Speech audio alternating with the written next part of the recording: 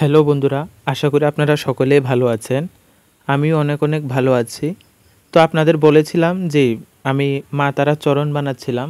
তো কাজটি কমপ্লিট হয়ে গেছে। আগের ভিডিওতে আমি কমপ্লিট কাজটা দেখাতে পারিনি।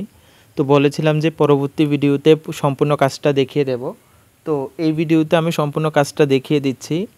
আপনারা দেখতেই পাচ্ছেন যে মায়ের পা এবং জবা ফুল বানানো মোটামুটি কমপ্লিট হয়ে গেছে। এখন শুধু রং করার পালা। তো আপনারা দেখতেই পাচ্ছেন যে আমি মায়ের চরণে আলতা দিয়েছি এবং আলতা দেওয়ার পর আলতার চারিদিকে একটু ডিজাইন করে দিয়েছি। আর আগেও বলেছি যে কালারটা আমি ইউজ করেছি এটা হচ্ছে ওই যে লোহার উপর যে কালারগুলো দেওয়া হয় অয়েল কালার, তো ওগুলোই ইউজ করেছি। তো ভাবলাম যে মায়ের আলতার চারপাশে একটু হলুদ কালারের বর্ডার দিলে দেখতে খুবই ভালো লাগে, আপনারাও চাইলে করতে পারেন। আর এই যে থালটা দেখছেন এটা আমি মাটির থাল একটা ইউজ করেছি। আর এটার উপর জল পড়লেও তেমন কোনো অসুবিধা হবে না।